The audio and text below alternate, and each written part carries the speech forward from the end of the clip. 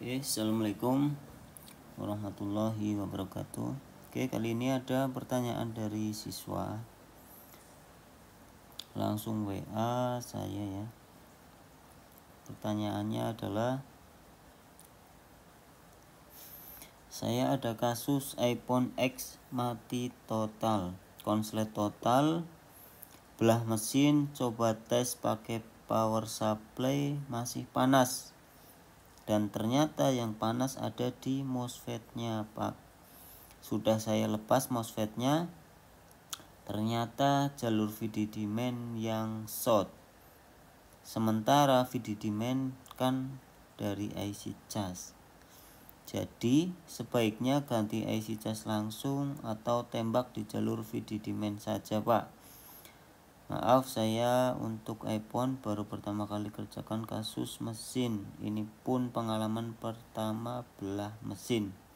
Jadi akan saya jawab pertanyaan dari siswa ini dan sekaligus menjelaskan bagaimana langkah-langkah untuk analisanya. Yang pertama, kita lihat skemanya dulu. Ini adalah skema iPhone X. Yang dimaksudkan oleh teman tadi, yang panas adalah MOSFET ini, Q3350. Kenapa dia yang panas? Sekarang saya coba cari dulu Q3350. Nah, ini dia MOSFET-nya. Kenapa MOSFET ini yang panas jika dipasang power supply atau baterai? Saya akan membantu menjelaskan. Jadi, kalau ada short, kasus short, saya akan menjelaskan tentang shortnya dulu. Ciri-ciri short. Ciri-ciri short sebelum on. Yang harus kita pahami kalau ada kasus seperti ini adalah mencari sebuah jalur yang dia standby setelah dipasang baterai. Siapa yang standby? Yang pertama adalah konektor baterai. Konektor baterai adalah jalur BAT VCC. Saya gambarkan di sini. Ini adalah konektor baterai. Dia ada jalur masuk ke sana, namanya BAT VCC. Di sini, di jalur ini, dia akan standby sebesar tegangan baterai. Anggap saja 4,2 volt. Ini adalah standby setelah dipasang baterai. Jadi kalau kita umpamakan pasang power supply, otomatis jalur ini standby. Nah, yang harus kita cek pertama adalah tegangan-tegangan standby itu sebelum ditekan power atau setelah dipasang baterai. Yang pertama adalah BAT VCC. Yang kita tahu BAT VCC ini dia masuk ke dalam IC Tigris atau untuk bagian charging. Nah, terus BAT VCC ini juga terhubung dengan MOSFET. Ini kodenya Q, MOSFET ya. Tadi MOSFET berapa? Kita lihat Q3350. Q3350. Nah, MOSFET ini dia terhubung juga dengan jalur LX dan boot. Nah, di sini ada terpasang 2 koil yang mana dia menyatu ke atas dan menjadi VDD main. Oke.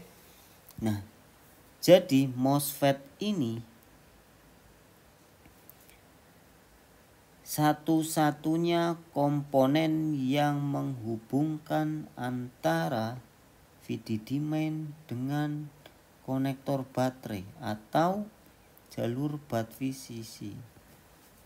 Nah, sekarang kalau kita pasang baterai di konektor ini atau kita pasang power supply, yang akan kalah atau imbas kena panas adalah MOSFET ini. Oke. Yang akan imbas kena panasnya adalah MOSFET ini. Jika ada short setelah dipasang baterainya. Oke, karena satu-satunya komponen yang menghubungkan antara VDD main dan baterai. Oke, saya jelaskan bagaimana dari BAT-VCC atau konektor baterai menjadi VDD main. Jadi pada saat jika handphone itu normal, tidak ada short, kita pasang baterai di sini, otomatis di BAT-VCC keluar 4,2 volt. Nah, apakah BAT-VCC ini langsung melari ke sana, ke Tigris? Jawabannya tidak. Oke. Jadi dari konektor baterai ini dia langsung masuk ke atas, masuk ke MOSFET di kaki drain, source, dan di sini ada gate. Jika ada tegangan di kaki drain ini masuk ke sini, tegangannya akan lolos ke sana. Artinya kita ringkas dengan bahasa yang sederhana. Artinya jalur BAT-VCC di sini, jalur BAT-VCC di sini di konektor baterai, dia berubah nama menjadi VDD main melalui MOSFET. Oke. Artinya apa? Artinya VDD main ini juga standby, keluar tegangan sebesar 4,2 volt jika dipasang baterai. Oke, setelah dipasang baterai di sini, otomatis di BAT-VCC keluar dan di VDD main keluar. Oke, jadi VDD main ini dihasilkan oleh baterai itu sendiri jika menggunakan baterai. Oke. Nah, setelah itu VDD main ini akan masuk, VDD main ini akan masuk ke sebuah IC juga, namanya IC bus.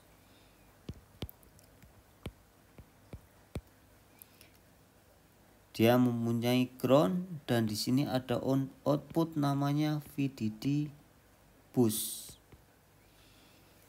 Nah, VDD main sebesar 4,2 volt masuk ke IC bus.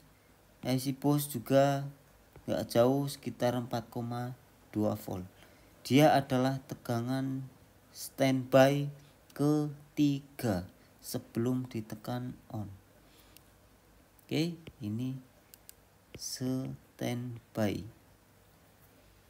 setelah dipasang baterai. Ingat itu, setelah dipasang baterai.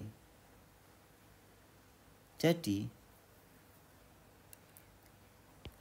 setelah kita pelajari VDD main ini masuk ke dalam IC bus tadi,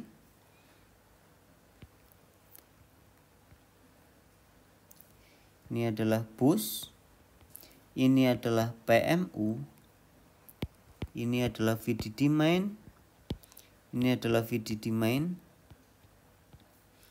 ini VDD push. Nah, VDD push ini akan keluar dari IC push, dia masuk juga ke dalam PMU untuk membantu mengeluarkan LDO di sini nantinya. Oke, kita nggak usah bahas tentang LDO-nya. Intinya jika ada kasus short sebelum on, kita harus cek nilai dioda mode yang paling pertama. Jadi jangan beranggapan yang panas itu yang short. Jangan beranggapan seperti itu. Dia bisa aja imbas. Ya, imbasnya karena apa? Karena ini tadi, MOSFET ini satu-satunya komponen yang menghubungkan antara VDD main dan baut VCC. Makanya dia panas. Ini mau dicabut pun pasang lagi akan tetap panas. Seperti itu. Jadi kalau ada kasus short, yang harus kita cek pertama nilai dioda modenya adalah baut VCC, VDD main, dan VDD push. Oke. 3 ini adalah standby sebelum IC power hidup, sebelum IC power bekerja. Oke, sebenarnya ada beberapa tegangan lagi, tapi itu jarang bermasalah. Yang berpotensi bermasalah ada di 3 jalur ini. Jika sebelum on, ingat. Nah, lalu jika salah satu dari sini kita ketemu nilai dioda bermasalah, misalkan VDD main kita dapat nilai 000, nilai dioda modenya. Nah, sekarang bagaimana solusinya untuk nembak VDD main-nya? Jadi kita nggak usah lepas IC apapun, nggak usah lepas MOSFET, nggak usah lepas Tigris dulu.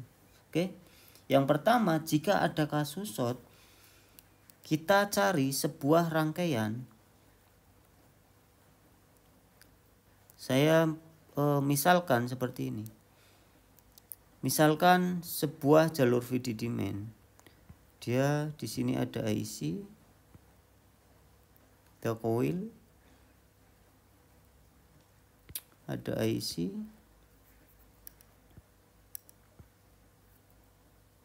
sini ada coil lagi,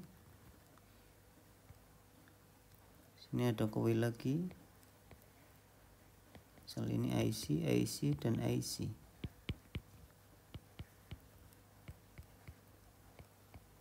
Nah, yang pertama adalah carilah coil, cari coil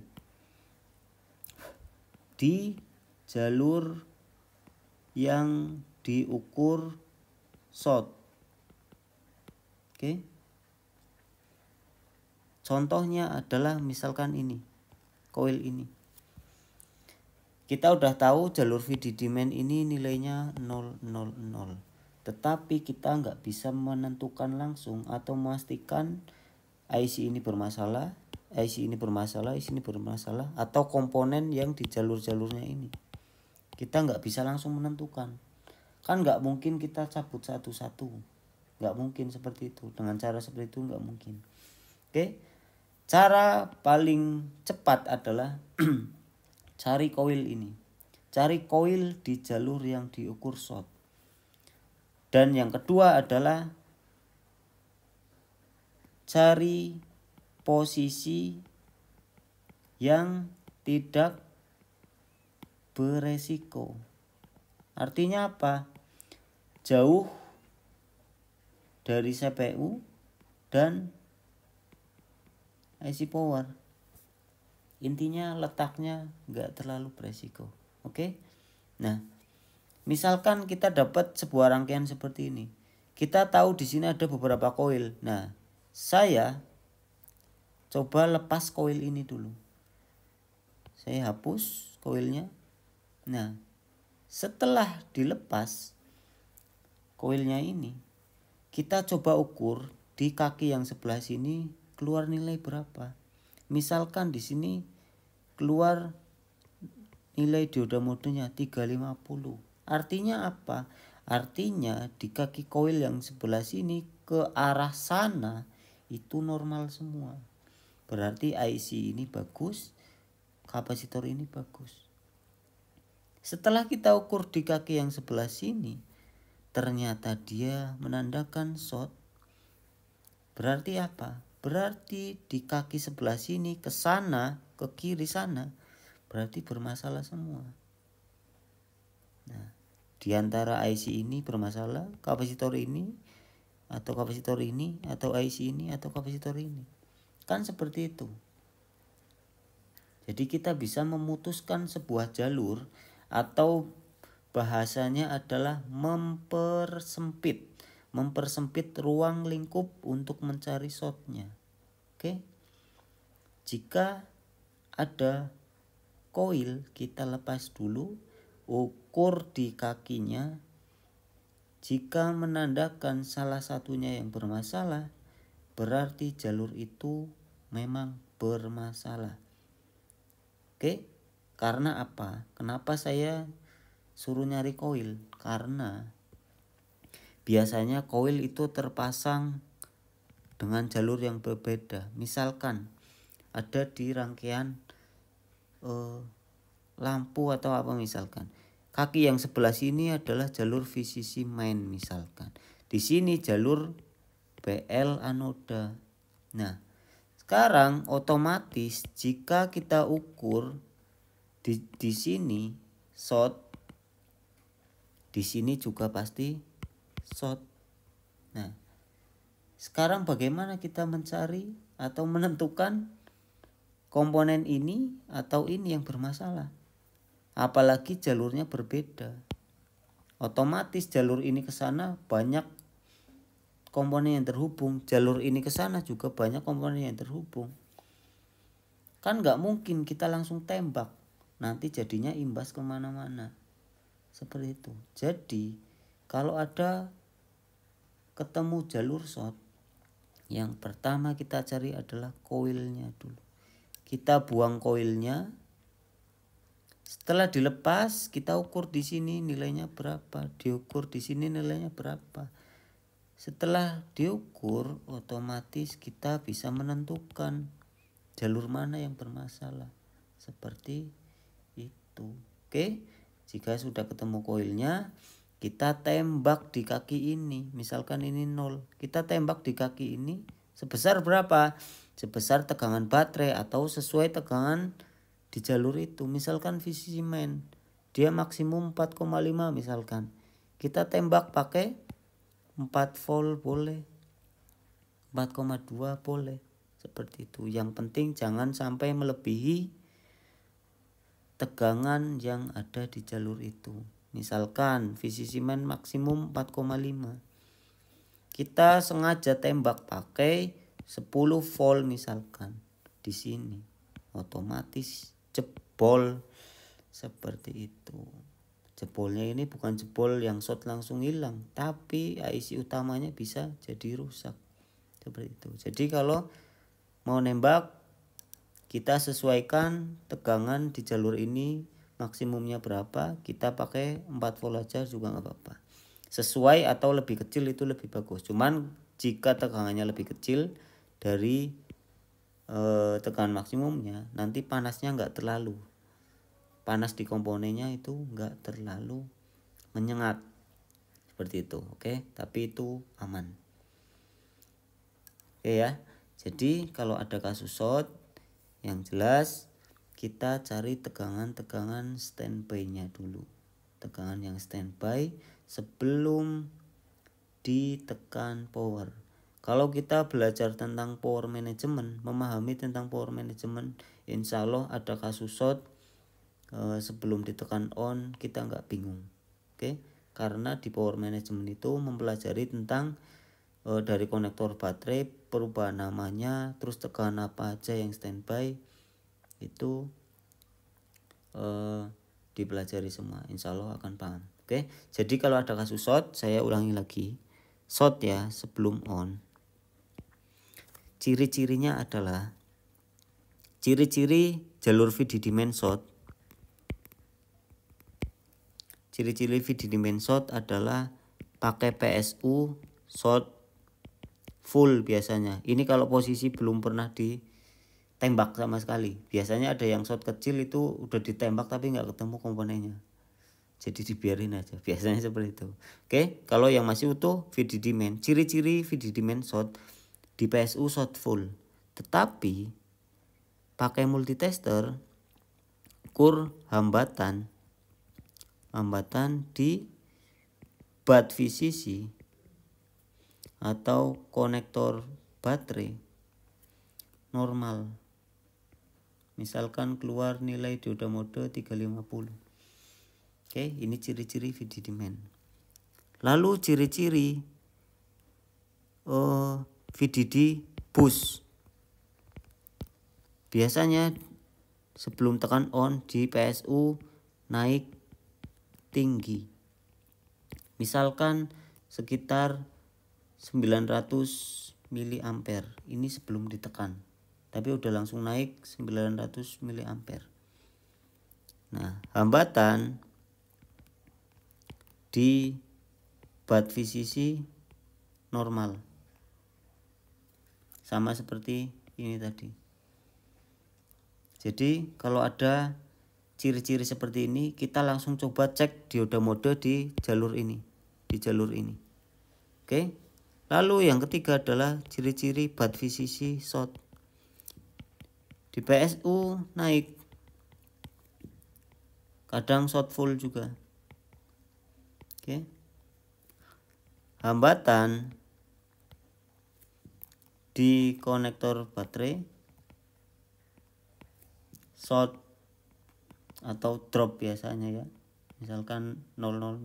Nah, ini udah jelas ciri-ciri kerusakan baut VCC. Intinya, jika kita mendapati ciri-ciri seperti ini, kita langsung lari ke sini. Cek jalur ini.